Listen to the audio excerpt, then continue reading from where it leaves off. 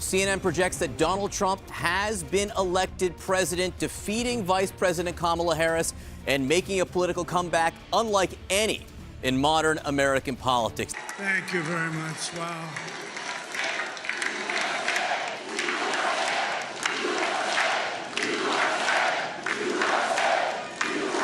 Well, I want to thank you all very much. This is great. These are our friends. We have thousands of friends on this.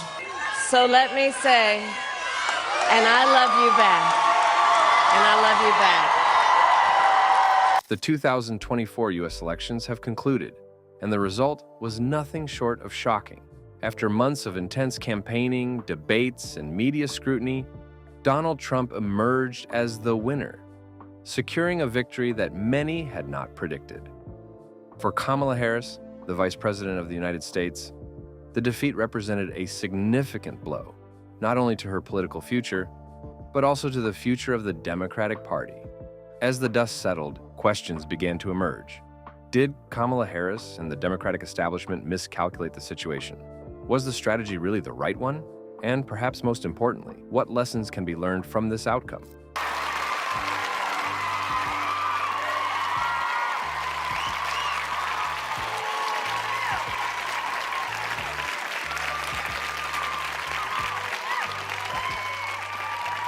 Throughout the campaign season, the Democratic Party, led by President Joe Biden and Vice President Kamala Harris, faced mounting criticism from various factions within and outside of the party.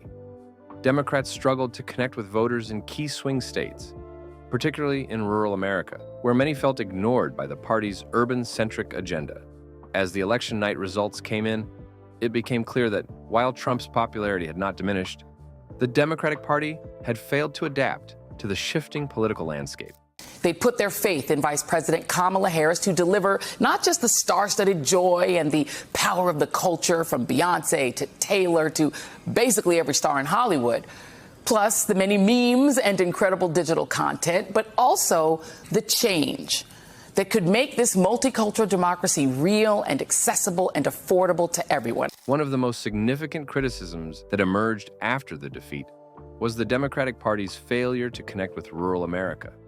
Many pundits, including former Democratic strategists, pointed out that Kamala Harris, in particular, had not been able to bridge this gap effectively.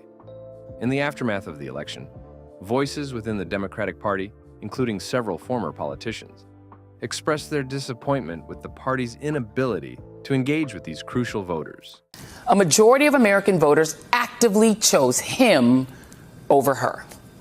Women all over this country know what it feels like to be the far more qualified woman who loses the job to mediocre or underqualified men. Black women doubly so. Kamala Harris, often seen as the future of the Democratic Party, had been tasked with reaching out to rural Americans. This demographic had largely turned away from the party in recent years. Yet, despite her efforts, the rural vote remained firmly in Trump's corner. The question arose, did Harris truly understand the concerns of these voters? Or had she become too focused on appealing to the more progressive wing of the party? Many critics argued that Harris, much like other high-profile Democrats, had neglected the voices of working-class Americans who were feeling left behind. When you talk about this appraisal of your party and what it was, what do you isolate as the problem and the solution for you Democrats? Well, look, there's no one problem with this election. I mean, we got wiped out across the board. There were things that the Harris campaign should have done differently, like separating herself from the president and simply answering questions about these contentious policy issues, having a response to Trump's attack. A particularly telling moment in the aftermath of the election came when several Democrats, including Representative Seth Moulton, pointed out that the party needed to focus more on border security and immigration reform. These issues, once seen as divisive within the party, had become central to the political debate. In addition, Moulton and others called for a more nuanced discussion of transgender rights, which had been another point of contention in the campaign. These voices, many of them from within the party, emphasized that Democrats had spent too much time pandering to special interest groups and not enough time focusing on the broader concerns of the electorate. But we also just have to have a fundamental reckoning as an entire party with the fact that a lot of Americans, the majority, don't trust us on a lot of core issues. And it's not just these particularly, this these culture issues, although I do think identity politics is part of the problem. It's also the economy. I mean, how is it that Trump comes in and says he's going to have policies to dramatically raise tariffs, cut taxes for billionaires, which will raise prices for everyday Americans, and yet Americans trust him more on the economy? As the election results came in, it became clear that the Democratic Party had failed to recognize the shift in the American electorate. While Kamala Harris and other prominent Democrats had leaned heavily into progressive policies on issues like healthcare, climate change, and social justice, the electorate had become more moderate. The party's focus on progressive issues had alienated many working-class voters, particularly in swing states like Ohio and Michigan, where voters' economic concerns were not being adequately addressed. One of the most powerful figures in the Democratic Party is putting the blame for Tuesday's historic loss on President Biden. This is in an interview with the New York Times. Listen to Pelosi. Had the president gotten out sooner, there may have been other candidates in the race. The anticipation was that if the president were to step aside, that there would be an open primary. In interviews following the election, former House Speaker Nancy Pelosi expressed frustration with the party's approach. She lamented that if President Biden had chosen not to seek re-election, there might have been an opportunity for a more moderate candidate to emerge. Pelosi's frustration was echoed by many in the party, who believed that the Democratic leadership had failed to anticipate the electorate's shift toward moderation. These moderates argued that the party had become too focused on progressive causes at the expense of addressing the concerns of the working class. And because the president endorsed Kamala Harris immediately, that really made it almost impossible to have a primary at that time. If it had been much earlier, it would have been different.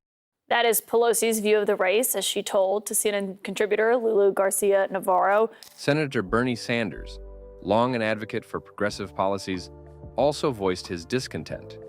He argued that the Democratic Party had abandoned its working-class roots and had become increasingly out of touch with the average American. Sanders' remarks highlighted a growing divide within the party. Was the Democratic Party a progressive movement, or was it a coalition of working-class Americans from diverse backgrounds? Senator Bernie Sanders issued a scathing statement after the vice president's loss in what he called a disastrous campaign, saying, quote, "It should come as no great surprise that a Democratic Party which has abandoned working class people would find that the working class has abandoned them." And independent Senator Bernie Sanders of Vermont joins me now. Senator Sanders, welcome back to Meet the Press.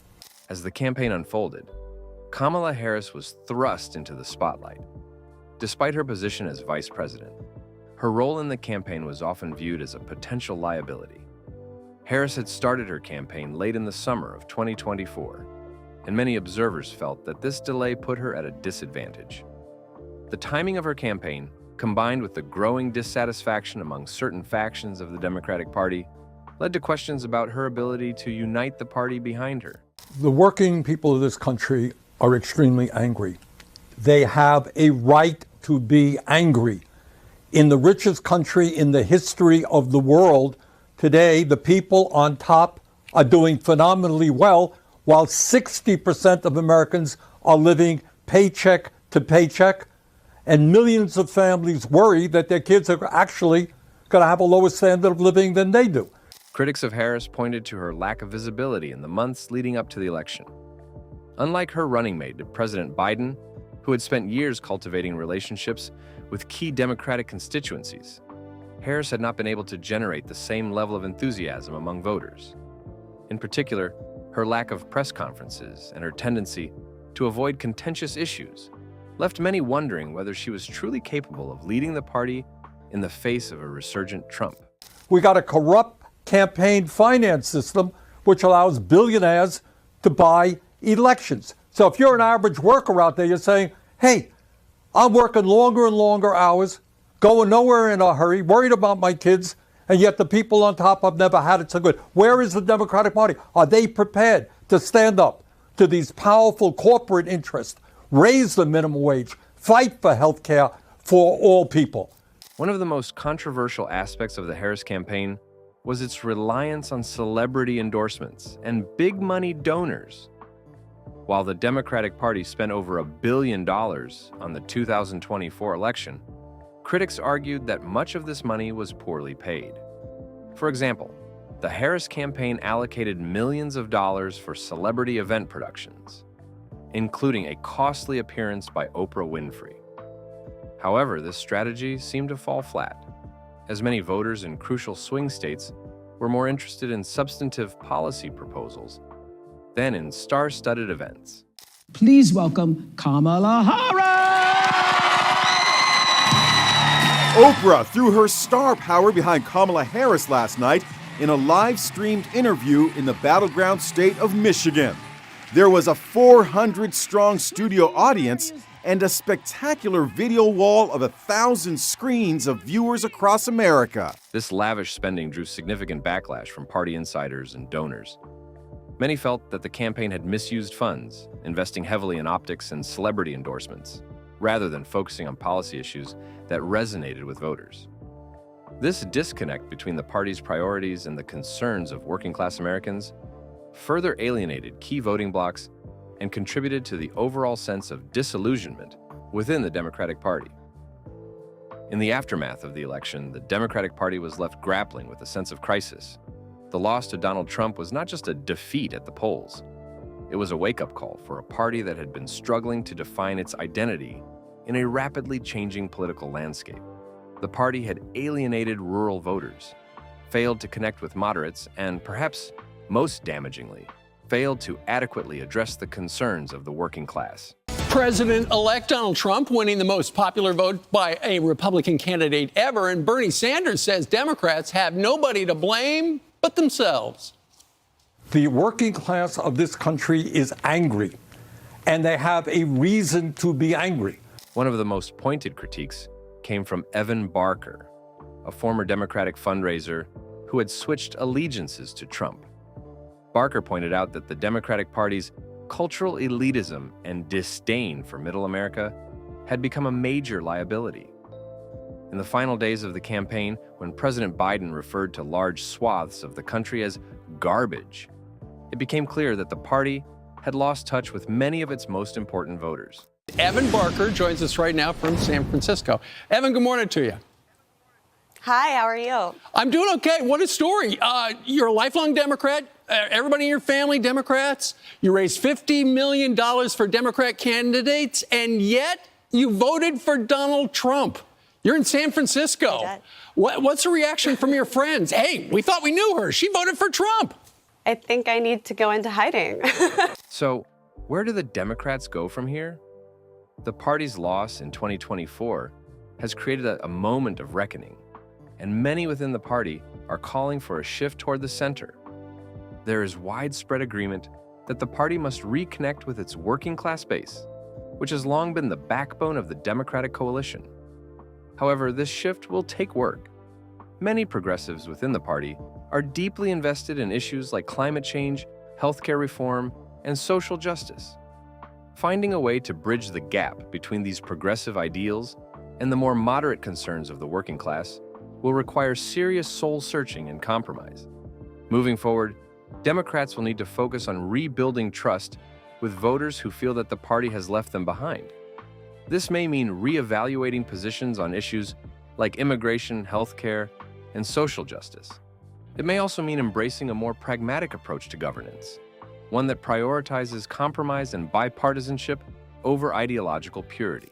Yeah, it's actually been quite brutal. I've had friends that I've known for over a decade in the last couple of days that have completely turned their back on me and want nothing to do with me anymore. So it's been a hard few days, yet still I do not regret my decision. As for Kamala Harris, her future within the party is still being determined. While she may have been the face of the Democratic Party's 2024 campaign, her performance has left many wondering whether she is the right leader for the future of the party. If the Democrats are to regain their footing, they may need to consider new leadership, one that is more in touch with the concerns of the American electorate. In the wake of the 2024 election, one question remains: what does the Democratic Party stand for now? Is it still the party of working-class Americans? Or has it become the party of progressivism and cultural elitism? At first, I didn't understand why, but especially now after working in Democratic politics as a fundraiser, living out here, I've noticed that there is a cultural attitude and cultural resentment that many people on the left have towards people in the middle of the country, towards Trump supporters in general. I think we saw that very clearly in the final few days of the election when Joe Biden came out on television and called the majority of the country garbage. What will the party do to win back the millions of voters who turned their backs on them in 2024? Will they return to their roots or continue down the path of progressivism? Let me know your thoughts in the comments below. Remember to subscribe for more honest political discussions.